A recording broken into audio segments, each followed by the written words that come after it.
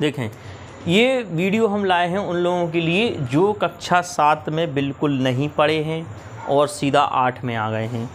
अब 8 में उन लोगों को दिक्कत आ रही है कि हम अध्याय 2 कैसे लगाएं। कई लोगों को समझ में नहीं आता है, छोड़ देते हैं प्रश्नावली, लेकिन हम यहाँ पूरा आपको डिटेल में बताएंगे। कक्षा 7 का भी कवर कराएंगे और कक्षा 8 का भी कवर करेंगे हम यहाँ पे। देखो कैसे, बहुत ही सरलता से। तो ये जो हमारा अध्याय 2 है, ये कक्षा 7 के गणित से अध्याय 4 से बिल्कुल मेल खाता है। जिसने अध्याय 4 पढ़ा होगा 7 का, उसको 8 के गणित का अध्याय 2 समझ में आएगा। नहीं पढ़ा है तो यहाँ देखें। तो एक होता है पक्षांतर। पक्षांतर, तो पक्षांतर क्या होता है? पक्षों में अंतर। एक बराबर का चिन्ह है, अगर प्लस की संख्या बराबर के हम उस साइड ले जाएंगे तो किस में जाएगी? माइनस में जाती है। माइनस की संख्या बराबर के उस साइड ले जाएंगे तो काय में आएगी? वो प्लस में जाएगी। हम गुणा की संख्या बराबर के उस साइड ले जाएंगे तो काय में जाएगी? भाग में या बटे में जाती है। कोई संख्या होती है तो उसके नीचे लिख देते हैं। और भाग की संख्या बराबर की उस साइड जाएगी तो काय में जाएगी? वो गुणा में जाएगी। ये चीज़ आपको समझना है। कैसे? हम समझाते हैं। अगर हम इस साइड से माइनस की संख्या इस साइड लाएंगे तो काय में आएगी? प्लस में। प्लस की संख्या इस साइड लाएंगे तो माइनस में आएगी। भाग की संख्या में इस साइड लाएंगे तो काय में? गुणा में आएगी।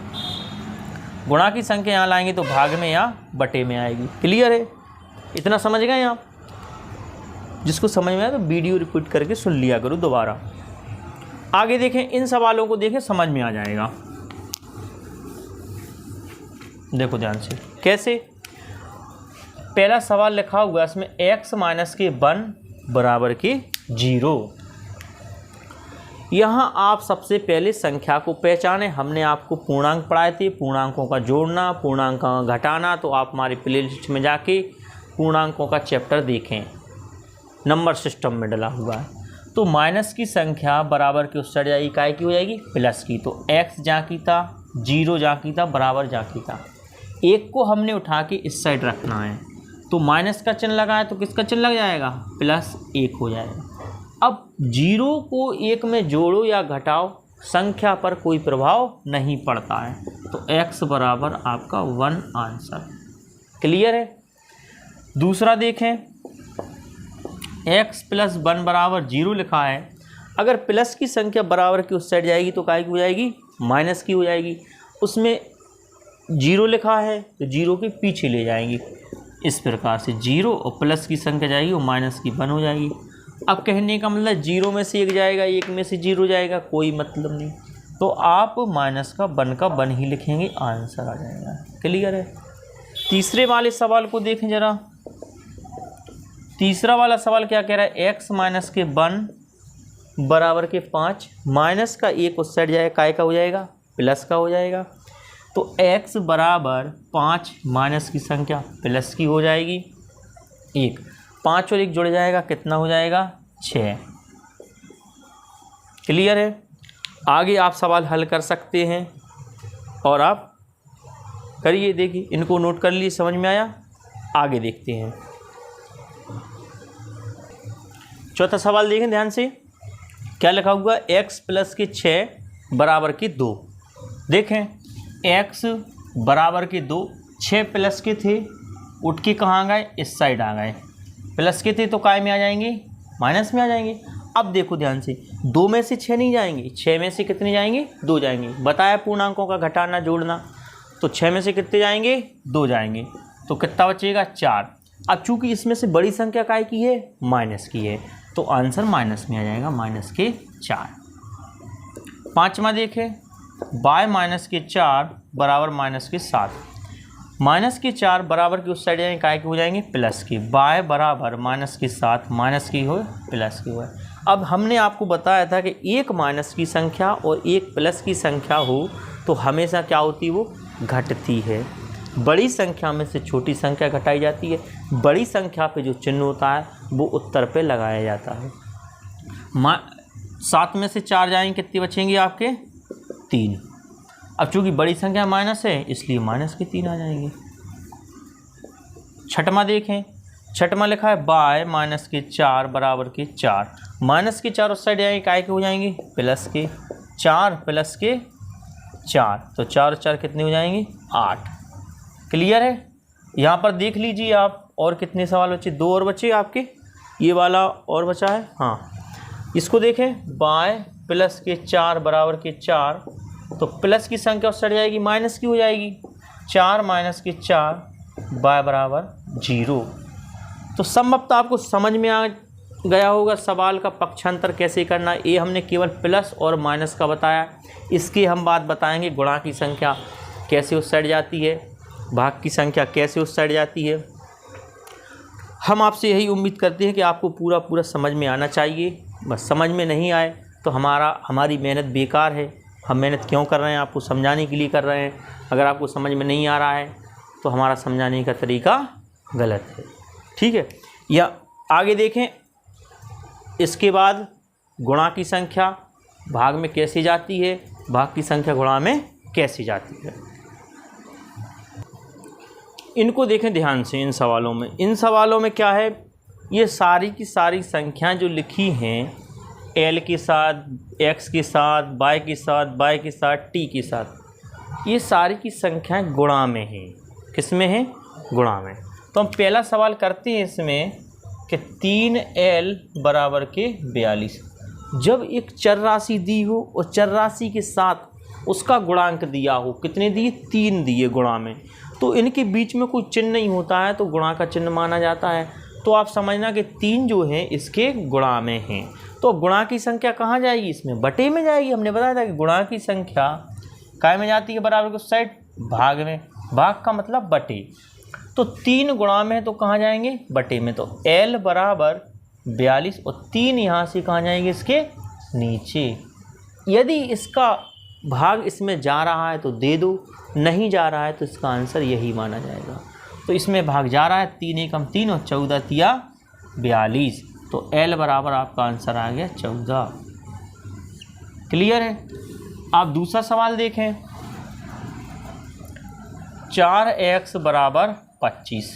तो x 4 गुणा में तो कहाँ जाएगा, बटे में। तो x बराबर 25 बटे 4, आंसर 4 कट नहीं रहा। अगर आप चाहें तो मिश्र भिन्न में निकाल सकते हैं, 4 छिंग 24, तो 6 सही 1 बटे 4, आंसर आपका आ जाएगा। इसको देखें तीसरे वाले को, माइनस के 6 बाय बराबर के 27। हाँ, ये बात ध्यान रखना कि भाई माइनस की संख्या प्लस में हो रही थी, प्लस की संख्या माइनस में, ये गुणा में नहीं होगा। नहीं तो 3 उस साइड ले जाओ तो माइनस को हो जाएंगे, इसमें नहीं होगा, इसमें नहीं होगा। इसमें माइनस होगा तो माइनस साथ में जाएगा, प्लस होगा तो प्लस में ही जाएगा, चाहे वो नीचे जाए चाहे ऊपर जाए। तो माइनस के 6 हैं, यहाँ बटे में जाएंगे तो कैसे, माइनस के होकर ही जाएंगे, 27 बटे माइनस के 6।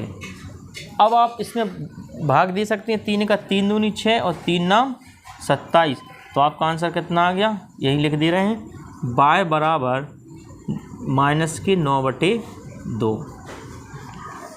क्लियर है। आप इस सवाल को देखें आगे, चौथा सवाल देखें, 8 बाय बराबर 36। तो बाय बराबर 36 बटे 8। आप यहाँ 4 से भाग दे सकते हैं, 4 दूनी 8 और 4 नाम 36, तो बाय बराबर आंसर आएगा 9 बटे 2। क्लियर है। आप पांचवा सवाल देखें, 20t बराबर माइनस के 10। इसमें माइनस प्लस का कोई वो नहीं रहता, बस माइनस के 10 सॉरी 20 जो गुणा में वो कहाँ जाएंगे, बटे में 20। 0 से 0 कैंसिल हो गया, t बराबर आ गया माइनस का 1 बटे 2, आंसर। क्लियर। तो ये गुणा की संख्या हम बराबर में उससे उस साइड ले गए हैं, आपको समझ में आ गया होगा गुणा की संख्या बराबर की उस साइड कैसे जाती है। अब हम देखेंगे कि भाग की संख्या गुणा में कैसे जाएगी। इसको नोट कर लीजिए, आप अच्छे से देख लीजिए। क्लियर है, ओके। चलें देखें, ये सारी की सारी संख्याएं जो लिखी हैं वो बटे में लिखी, कैसे लिखी हैं, बटे में। बटे की संख्या बराबर के उस साइड जाएगी, कैसे जाएगी देखते हैं। पहला सवाल देखें आप यहाँ पे, b बटे 2 बराबर के 6। बटे की संख्या गुणा में जाएगी तो कैसे लिखेंगे, b बराबर 6 गुणा 2, तो 6 दूनी कितना हो जाएगा आपका 12। ऐसा ही आप दूसरा कर लेंगे तो दूसरे में कितना आ जाएगा आपका p/7 बराबर 4।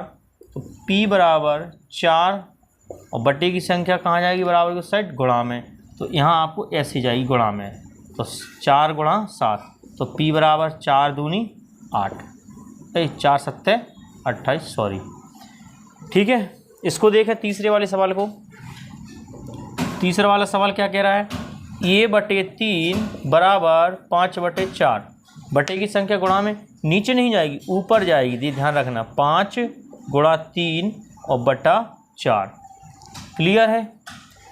आप ये बराबर 3 का गुणा करें, 3 5 या 15/4।